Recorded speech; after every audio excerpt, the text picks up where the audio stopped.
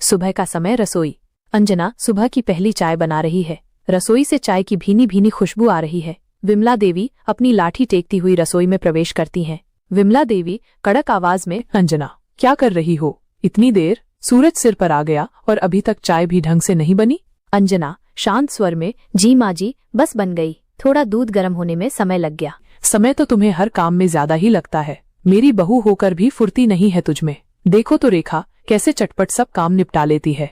रेखा जो अभी अभी रसोई में आई है मुस्कुराती है। रेखा, अरे माँ जी, भाभी भी तो अपने तरीके से काम करती हैं, सबकी अपनी अपनी गति होती है। विमला देवी तिरस्कार भरी नजरों से रेखा को देखती हुई, तुम्हें क्या पता बहू, तुम तो अभी नई हो इस घर में, जब जिम्मेदारियां पड़ेंगी तब पता चलेगा। और अंजना, चाय में अदरक और इलायची डाली है या भूल गई? मुझे बिना अदरक की चाय बिल्कुल पसंद नहीं। जी माँ जी, सब डाला है, आपकी पसंद का ही बना रही हूँ। अंजना चाय कप में डालती है और विमला देवी को देती है। विमला देवी पहला घूंट लेती हैं।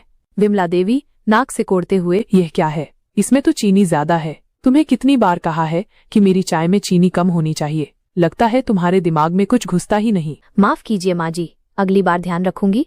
सुरेश हंसते हुए रसोई में आता है। अरे माँ जी, सुबह सुबह क्यों अंजना भाभी की जान ले रही हो? थोड़ी तो रहम करो, उनकी चाय तो हमेशा बढ़िया होती है। विमला देवी गुस्से से, तुम चुप रहो सुरेश, तुम्हें क्या पता घर के कामों की? बस घूमना फिरना और मौज मस्ती करना आता है। ठीक है माँ जी, मैं तो बस मजाक कर रहा था। राघव भी रसोई में आता है।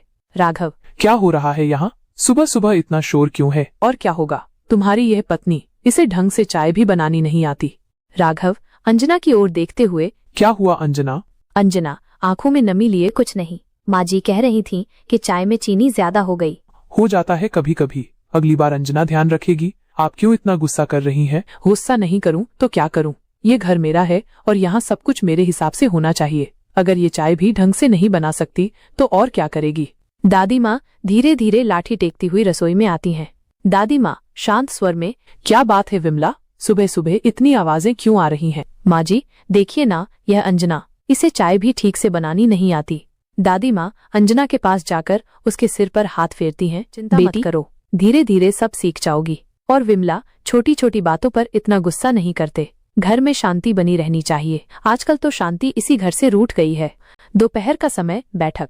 विमला देवी बैठी पड़ोसन रमा से बातें कर रही हैं।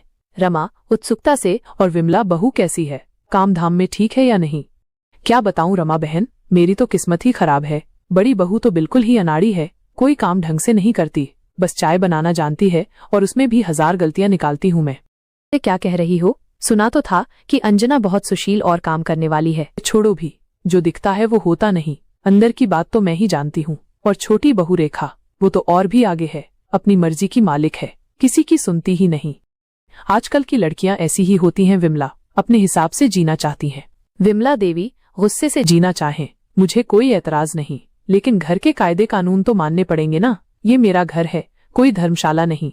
अंजना कमरे में पानी लेकर आती है और चुपचाप दोनों को पानी देती है।